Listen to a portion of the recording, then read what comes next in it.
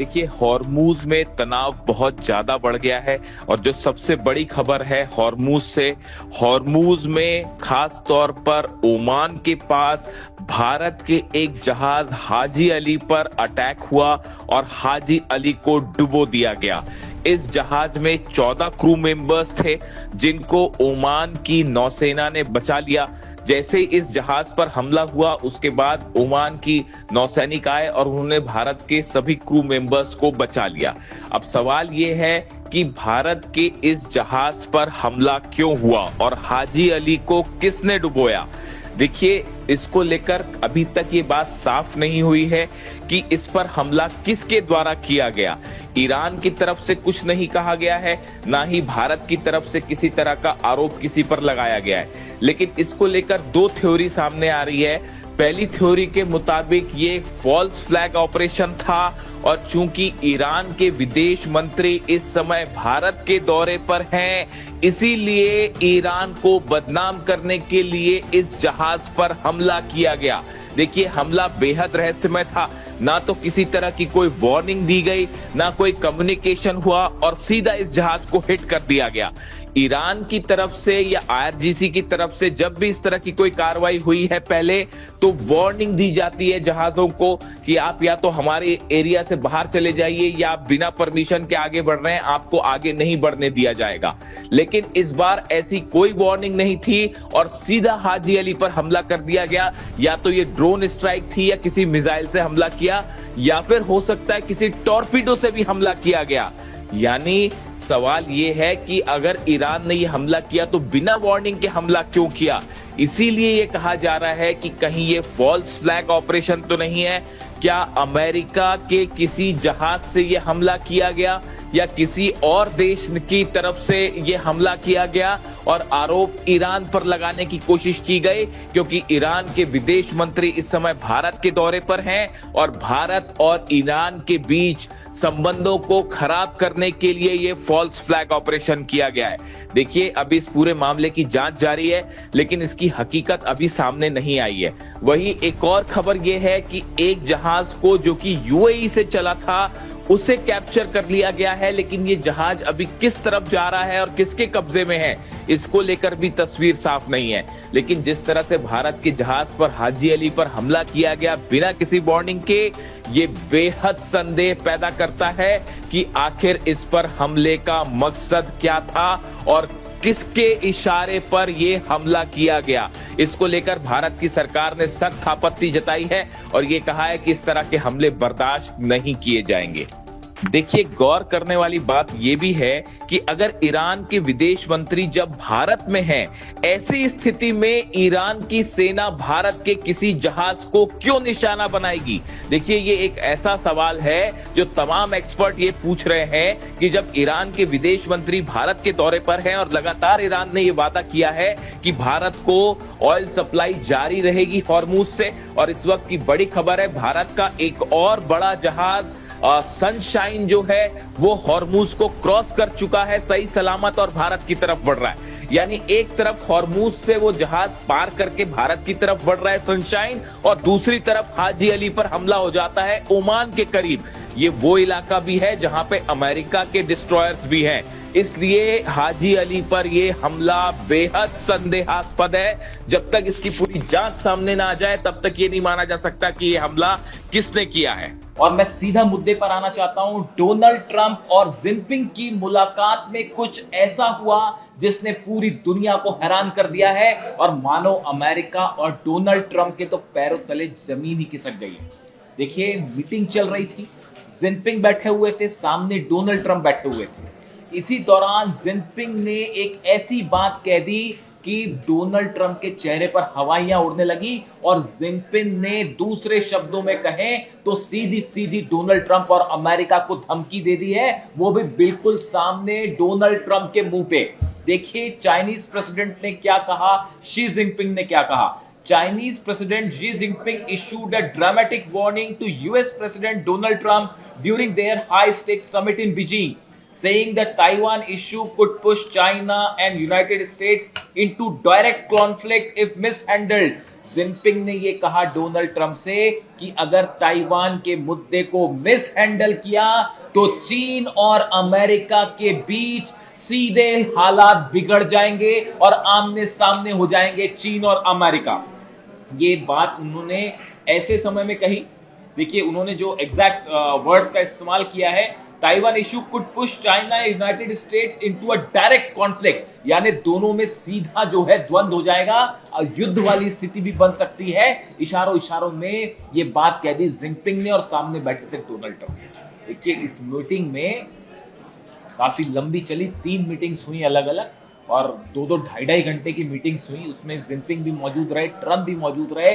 America और Trump की लगातार ये कोशिश थी कि पूरी इस बायलैटरल टॉक को तेहरान पर शिफ्ट किया जाए, यानी हॉर्मूज, ईरान, ये मुख्य मुद्दा था डोनाल्ड ट्रंप का कि कैसे बातचीत को यहां लाया जाए, चीन पर दबाव बनाया जाए कि वो इस बात के लिए तैयार हो कि ईरान को जो है हॉर्मूज ओपन करे, ईरान न्यूक्लियर डील करे, यूरेनियम पर डील करे।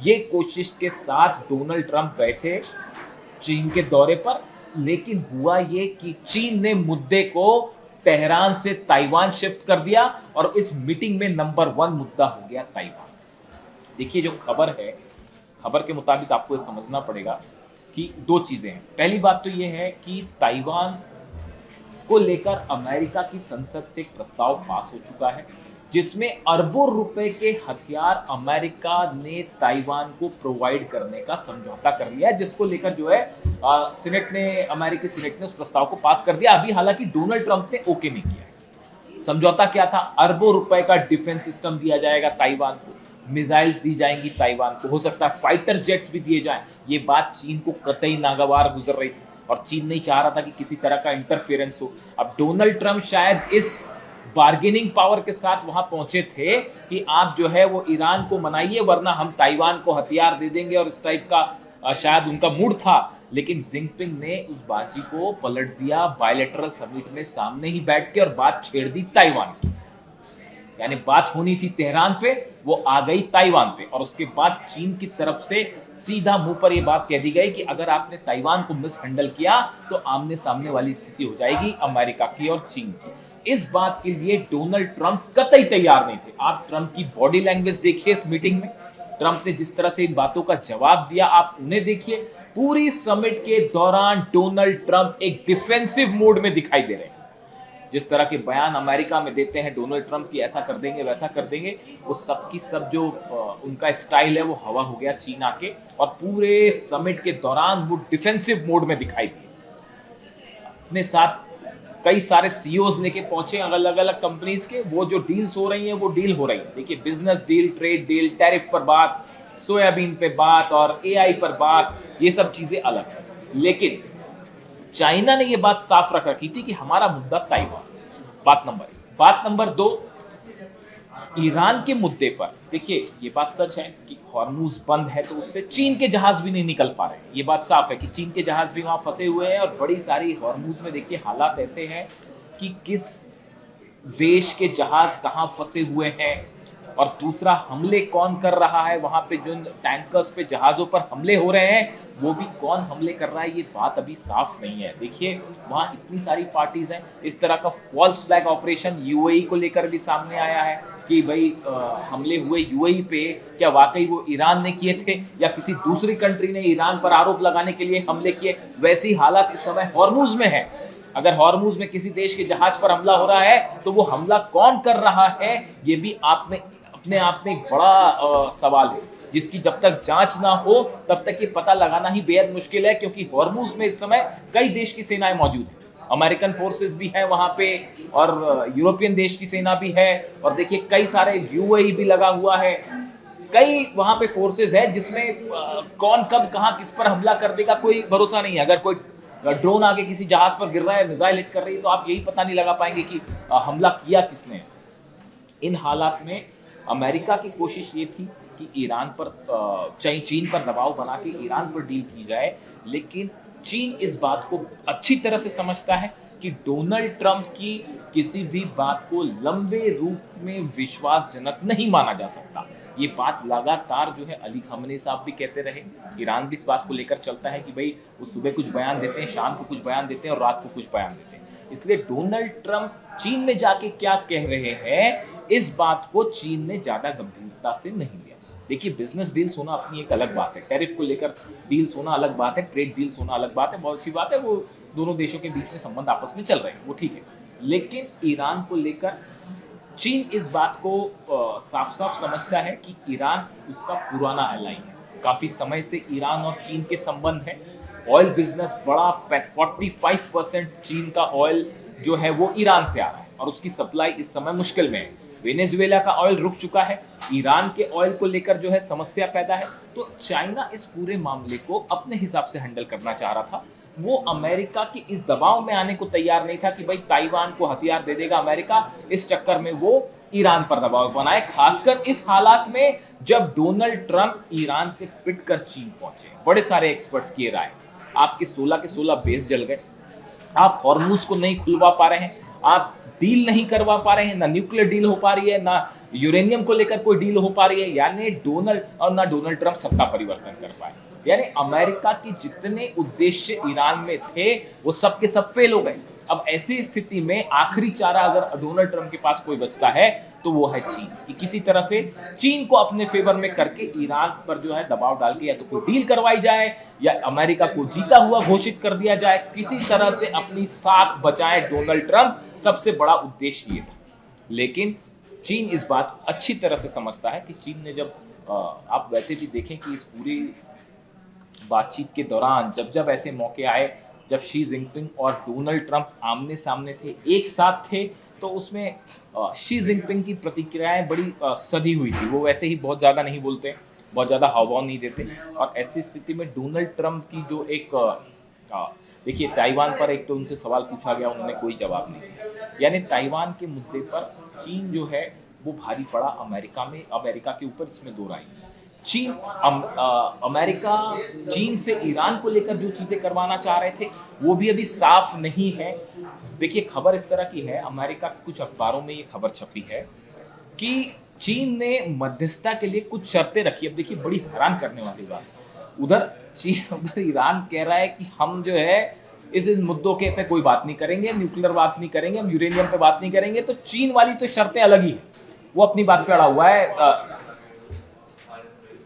देखिए, ईरान अगर हम बात करें तो ईरान ने अपनी शर्तें अलग रख दी हैं कि हम न्यूक्लियर मुद्दे पर कोई बात नहीं करेंगे, हम यूरेनियम पर कोई बात नहीं करेंगे। तो ईरान ने असली जो पार्टी से बातचीत होनी है उसने अपनी शर्तें अलग रख दी है। यहां पर चीन को मध्यस्थता करने के लिए भी अमेरिका नहीं मना पा रहा है और चीन ने मध्यस्थता के लिए भी अपनी शर्तें रख दी, और बताया जा रहा है कि अमेरिका को वो शर्तें भी मंजूर नहीं। यानी जिससे डील होनी है वो तो दूर की कौड़ी, वो तो कोई डील होने ही नहीं वाली कभी। जो मध्यस्थता के लिए जो शर्तें रख दी चीन ने, वो भी अमेरिका को नागवार गुजरी है, अमेरिका उसके लिए भी तैयार नहीं हो पा रहा है। यानी आप सोचिए कि हालात, जो लोग ये सोचते हैं कि किसी तरह की डील हो जाएगी ईरान और अमेरिका में, आप सोचिए, इस बात को समझिए कि ईरान जो है वो मध्यस्थता के लिए भी आप देखिए, चीन ने मध्यस्थता के लिए भी जो शर्तें रख दी वो शर्तें भी अमेरिका को मंजूर नहीं। तो ऐसी हालत में जब मध्यस्थता ही नहीं हो पा रही तो फिर डील कैसे हो पाएगी। और पाकिस्तान वाला चैप्टर खत्म हो गया है, पाकिस्तान की चैप्टर कोशिश जो थी वो खत्म हो चुकी है, पाकिस्तान वाला जो चैप्टर था वो क्लोज है। तो अब चीन भी जो है वो ईरान को लेकर मध्यस्थता को राजी नहीं है, ऐसी खबरें। इन हालात में ट्रेड डील्स होती रहे, बाकी की चीजें होती रहे, वो एक अलग चीज है। लेकिन हॉर्मुज का मुद्दा वैसे का वैसा ही है, ईरान का न्यूक्लियर प्रोग्राम वैसा ही है, और खासतौर पर यूरेनियम प्रोग्राम। अब इस बीच में देखिए रशिया की भूमिका देखिए। लावरोव विदेश मंत्री रूस के भारत में, उन्होंने इस बात को एक बार फिर दोहराया, कई वेस्टर्न कंट्रीज जो हैं भारत और रूस की दोस्ती में दरार डालना चाह रही है। ये बात रूस बार बार कह रहा है कि कुछ वेस्टर्न कंट्रीज वो सीधा सीधा अमेरिका पर ही आरोप लगा रहे हैं कि अमेरिका ये कोशिश करता है कि भारत, चीन, रूस, ईरान, इनको एक ना होने दिया जाए। ऐसी कोशिश अमेरिका की तरफ से हो रही, तो बार बार रूस की तरफ से वार्निंग आ रही। दूसरा, आप देखिए रूस के कदम देखिए। एक तो रूस ने अपनी जो है वो मिसाइल टेस्ट कर दी, समृद्ध जो है वो 35,000 किलोमीटर जिसकी रेंज है वो टेस्ट कर दी उसने। इसके बीच में रूस पर, यूक्रेन पर रूस ने जो है वो सबसे बड़ा हमला कर दिया जब ट्रंप जो है वो चाइना में थे। यानी रूस भी इस बात के लिए कतई सहमत नहीं है कि किसी तरह से चीन जो है वो ईरान के मामले में मध्यस्थ बने, क्योंकि ईरान जो है वो, देखिए ईरान का मतलब है रूस के बॉर्डर तक पहुंच गया, और रूस कतई नहीं चाहेगा कि ईरान के आसपास अमेरिका का इंटरफेरेंस बढ़े या हॉर्मूज में अमेरिका का प्रभाव रहे। हॉर्मूज को लेकर आसपास के इलाकों में ईरान का प्रभाव बना रहे, ये बात पुतिन की पहली टॉप प्रायोरिटी है। इसीलिए जो हथियार प्रोवाइड करना है, आप देखिए ये जंग हुई 40 दिन की, आप देखिए कोई भी ऐसा स्ट्रैटेजिक अचीवमेंट जो है वो अमेरिका नहीं हासिल कर पाया। जो मिसाइल्स की बातें सामने आ रही हैं, खबरें ये हैं कि जो मिसाइल्स के लॉन्चर्स को नुकसान हुआ था उसको 70 से 80% फिर से रिपेयर कर लिया गया है। यानी अगर 100 लॉन्चर्स को नुकसान हुआ था उसमें 80 लॉन्चर फिर से तैयार हो गए, और लगातार धड़ाधड़ मिसाइल्स बन रही हैं, ड्रोन बन रहे हैं। पता चल रहा है कि रूस की तरफ से बड़ी संख्या में ड्रोन सप्लाई किए जा रहे हैं। पिछले 24 घंटे के अंदर रूस ने यूक्रेन पर 1500 ड्रोन फायर कर दिए। आप समझिए हालात कितने टेंस होते जा रहे हैं।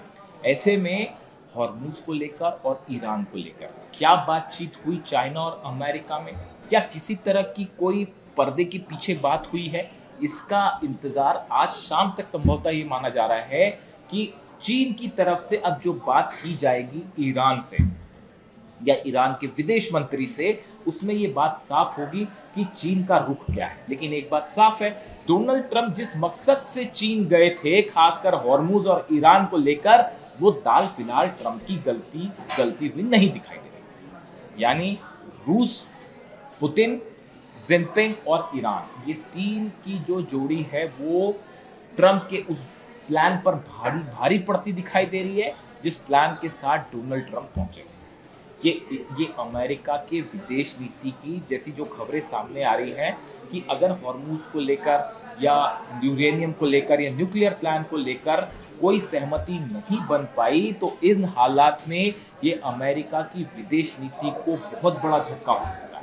और इसका एक परिणाम ये भी हो सकता है कि अगर नहीं होता है किसी प्रकार की डील, तो डोनाल्ड ट्रंप एक बार फिर ईरान पर हमला कर दे। इस बात को ईरान भली भांति समझ रहा है। ईरान की सेना इसी बात का जवाब देने के लिए पूरी तरह से अलर्ट है। हॉर्मूज में बड़ा मूवमेंट है ईरान की सेना का। छोटी बोट्स तैयार हैं, वो तो जो है वो है ही। उसके अलावा जितने आइलैंड्स हैं सब में एंटी शिप्स मिसाइल्स लगा दी गई। बड़ी संख्या में ईरान की सेना जो है उसका मूवमेंट देखा जा रहा है इन द्वीपों के आसपास जो कि निशाने पर हो सकते हैं। हार्ग आइलैंड, केशम आइलैंड, ये जो है सब आइलैंड के पास जो है बड़ा मूवमेंट है ईरान की सेना का।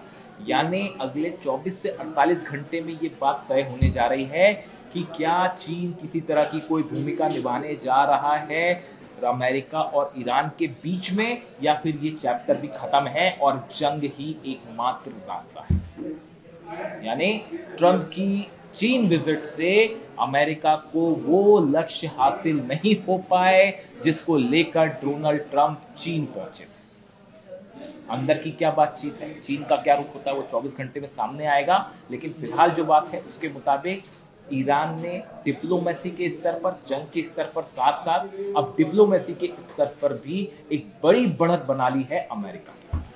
और अब नतीजा ये है कि हॉर्मूज में रूस के भी हॉर्मूज में यूरोपियन देशों के भी जहाज मौजूद हैं, यूएई के भी जहाज मौजूद हैं, अमेरिका के भी मौजूद हैं और ईरान के जहाज भी मौजूद हैं। ऐसे हालात में एक छोटी सी चिंगारी एक बड़े विस्फोट का काम करेगी पूरे मिडिल ईस्ट में।